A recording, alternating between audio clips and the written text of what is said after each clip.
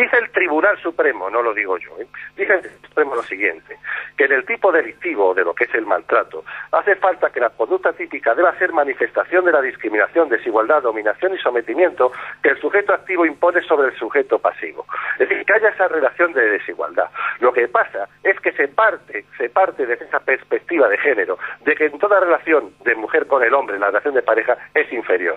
Dice el fiscal, el fiscal decano de Avilés, Jesús Villanueva Caparrós, dice lo siguiente: el 80% de los casos que llegan al juzgado número 5 de violencia machista de Avilés son infracciones ridículas, discusiones que bajo mi opinión y las de mis compañeros, que son los que opinan así la inmensa mayoría, no deberían trascender el ámbito judicial.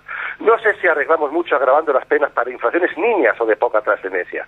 No digo que no tenga que haber una sanción, pero la mayoría de lo que vemos aquí son pasos relacionados con un reflejo de la superioridad Señor Serrano, sobre la mujer. Usted dice que muchos de sus compañeros comparten esta forma de entender esta disparidad de las cifras, comparten esta forma de pensar, sin embargo que no se atreven a decirlo en público porque no es políticamente correcto. Creo que a usted, el Consejo General del Poder Judicial, llega a abrirle un expediente, incluso hay asociaciones que han pedido a este Consejo General que le expulsen a usted de la carrera judicial precisamente por denunciar esto. Sí, cinco diligencias informativas, un expediente, e incluso yo tengo también abierto unas diligencias penales este año por un presunto delito de prevaricación, de lo que no voy a hablar por respeto a lo que es a los tribunales de justicia. Pero eso lo sabe todo el mundo.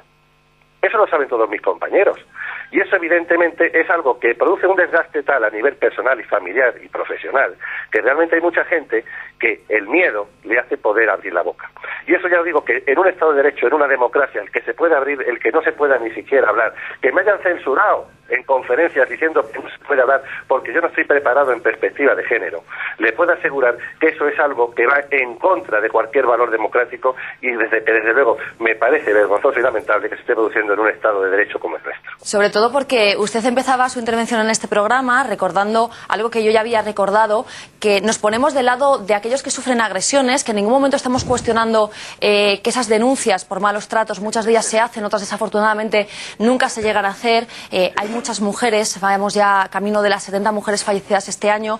Lo que también hay que ver es la otra cara de la moneda, ¿no? Que hay personas sin escrúpulos que utilizan las posibilidades que les abre la ley para intentar sacar algo a cambio, incluso sacrificando a la que ha sido su pareja durante muchos años. Pero si es que se estaban abusando, ¿qué ocurre? Que si reducimos el concepto de violencia machista, es como si un señor se nega en un bar y un señor le dice: negro de mierda, vete de aquí que me das asco, que esto empieza a oler mal porque tú no tenías que haber salido de tu país. Eso es un delito xenófobo. Ahora, si esa persona senegalesa le dice una grosería a una señora que está sentada a mi lado, y yo entablo una discusión con él y nos insultamos recíprocamente, eso no es un delito xenófobo. Lo que está ocurriendo es que aquí estamos elevando a la categoría de violencia machista a cualquier discusión en la relación de pareja, como dice el decano del fiscal de Avilés, como está diciendo el Tribunal Supremo Provincial de Murcia, la Audiencia Provincial de Málaga, como están diciendo muchos juristas, con sentido común en una interpretación acorde a la Constitución de lo que dice la ley de violencia.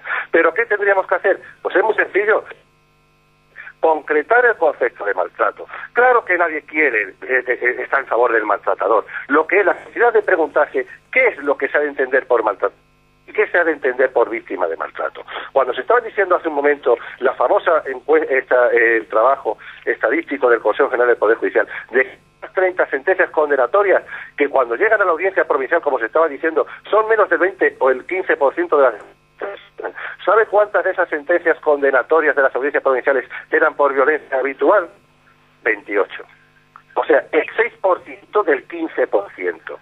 Lo demás, todo ocasional. O sea, unos insultos leves, una disputa, una agresión verbal en la que tú y yo es objeto, que son consecuencias de la falta de respeto y de educación que existen en las relaciones de pareja, amenazas leves. Todo eso lo estamos elevando a la categoría de maltratador. A un maltratador es algo distinto. Un maltratador es algo que es alguien que agrede a la mujer por el hecho de ser mujer, que la considera inferior, que la discrimina por el hecho de ser mujer. Pero ya le digo que ese concepto machista de subordinación, de intención de dominio, que es necesario para que esa apreciación, igual que en el delito xenófobo, no lo podríamos apreciar ni en el 2 ni en el 3% de las denuncias. ¿Qué sobraría ahí? ¿Qué sobra?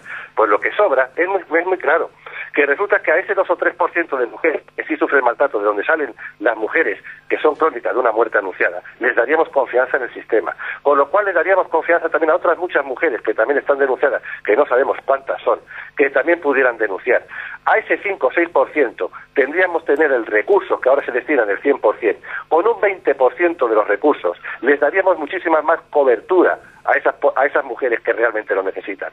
Ahora, con un 20% de los recursos, sobraría el 80% restante, que se podría destinar a otras cuestiones. Francisco Serrano, nos estamos perdiendo en porcentajes, es complicado. Sabe usted que la tele es un medio que mucha gente mientras ve la tele está haciendo otras cosas. Nos hemos perdido un poco con los porcentajes, pero yo creo que el mensaje está claro. Nos ponemos del lado de las víctimas, pero también hay que reconocer que hay un porcentaje de denuncias falsas y hay mujeres que aprovechan la ley para intentar sacar partido. Que no son solamente las infundadas, son las infundadas y las injustas. Que el padre que lleva años años sin ver a sus hijos y le dice, fulana de tal, déjame ver a mis hijos que te vas a enterar. Ese hombre es calificado como maltratador por actual ley. Que a lo mejor incluso la mujer le ha llegado a pegar, a bofetear. Eso para ella no es delito, sería una simple falta. Él, por el hecho de decirle te vas a enterar o le diga un insulto, a ese hombre le pueden caer unos pocos de meses de prisión porque así está establecida la ley. Creo que lo hemos entendido perfectamente. Francisco Serrano, muchísimas gracias. Venga, pues gracias a ustedes, ¿eh? Denuncias falsas, como se suele decir, a verlas, haylas. Supongo que a sus juzgados en algún momento habrá llegado una denuncia que plantea algún tipo de duda, por así decirlo. ¿Qué hace un juez en ese momento cuando no hay testigos? Hay una agredida, por ejemplo, que dice me ha maltratado, un agresor que dice eso no ha sucedido, no hay parte de lesiones. ¿Cómo se actúa? Vamos a ver, en esta materia, como decía el juez Serrano, hay un problema de definición importante de definición y además de definición de los tipos penales. Hay muchas infracciones que son catalogadas de violencia doméstica, de violencia de género, que no dejan vestigios, amenazas leves, coacciones leves, incluso maltrato de obra, que no deja. Entonces, en esa situación hay también una jurisprudencia que, como digamos, es lo que cierra la bóveda del sistema procesal, según la cual la declaración de la víctima puede ser, en determinadas circunstancias, prueba de cargo única para la condena del denunciado. Entonces nos encontramos con infracciones penales que no dejan vestigios objetivos y con la posibilidad de que el juez, a la vista de las declaraciones contradictorias de las partes, pueda creerse la declaración de la víctima y por tanto condene. Entonces, ¿qué es lo que ocurre? Como no hay vestigios, incluso aunque la víctima mantenga una declaración en contra de testigos, el juez luego dará validez a la declaración de la víctima, a la declaración del denunciado, a la declaración de los testigos o a quien sea. Pero luego si al juez no se le convence y cree que no ha habido delito, pues absuelve. Pero luego establecer la siguiente conclusión de que la víctima ha mentido es realmente imposible. Es muy difícil. Entonces nos encontramos con que de la misma manera que a veces se dice que hay una cifra oculta de maltrato que no se denuncia, también es posible que haya una cifra oculta de denuncias que no se corresponden con la realidad o en la que la víctima ha agravado los hechos, ha exasperado la forma de comunicarlos, etcétera, ¿no? Pero bueno, ese es el problema que hay con este tipo de infracciones en las que no hay vestigios, son infracciones objetivamente leves desde el punto de vista criminalístico y entonces solo contamos con las declaraciones de las partes y queda al final a criterio del juez, con ciertos límites, creerse a uno u otro. O sea, yo quiero aquí hacer una aclaración que creo que es necesaria. Vamos a ver. Brevemente, porque doy paso a un vídeo y luego a la vuelta ya retomamos el tema. Muy brevemente. Parte de la responsabilidad del tema de las denuncias falsas es la propia práctica judicial.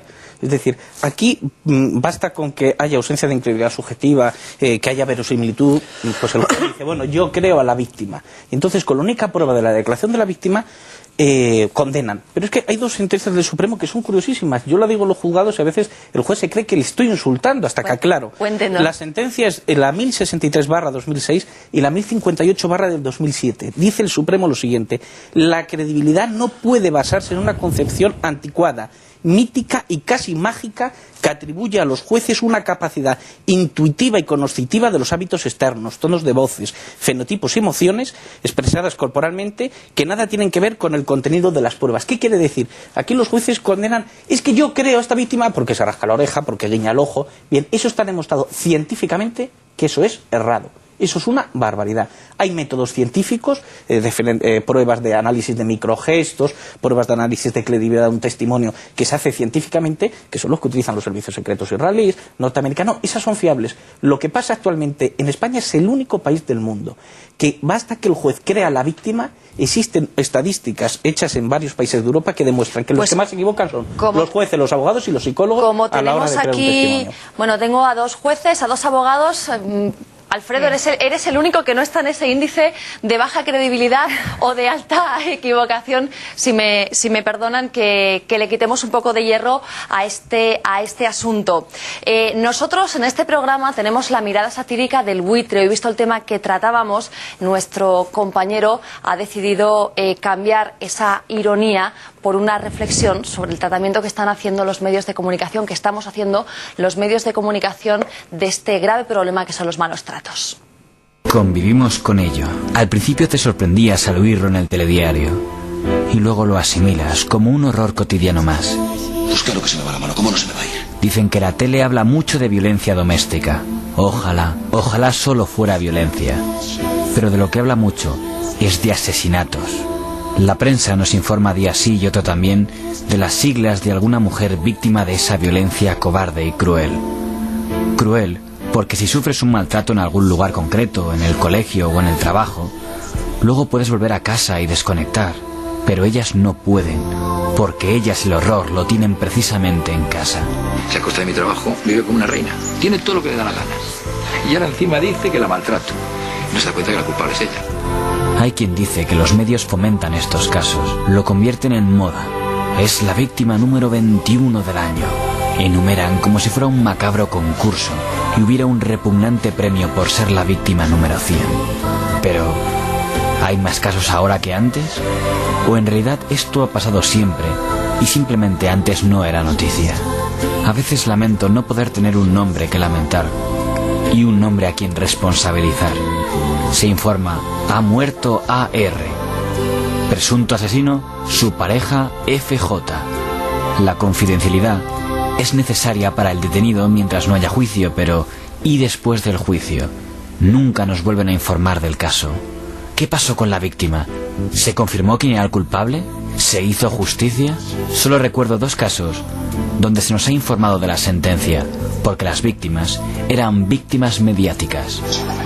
Ya vinieron, no aguantar, paliza, yo tenía los pelos por aquí, por la espalda, todas sus cosas era de cogerme de los pelos, de darme contra la pared, me ponía la cara así. Ana Orantes, su marido, la asesinó después de que ella le denunciara en televisión. Fue condenado a 10 años de cárcel, murió en prisión. El otro caso es Svetlana. La audiencia de Antena 3 la pudo ver rechazar a su pareja en televisión. Al día siguiente la asesinó. Fue condenado a 21 años de prisión. 2 excepciones, pero me gustaría el resto. Me gustaría saber si se confirmó su culpabilidad, si fueron condenados, si se hizo al menos un poquito de justicia. Aquí mando yo. No manda en ti. Eres mía. No eres suya. Te lo tienes merecido. No te lo mereces. Cuando veo el anuncio de la Comunidad de Madrid, me gusta pensar que tras verlo, víctimas de maltrato llamarán a ese número para no convertirse en más siglas de esas. Ojalá no piensen que su caso no es para tanto, que solo ha sido una vez, que no hay que sacar las cosas de quicio, porque en este caso sí, deben sacar las cosas de quicio. ¿Quién te va a creer? Yo te creo. Calla. Habla.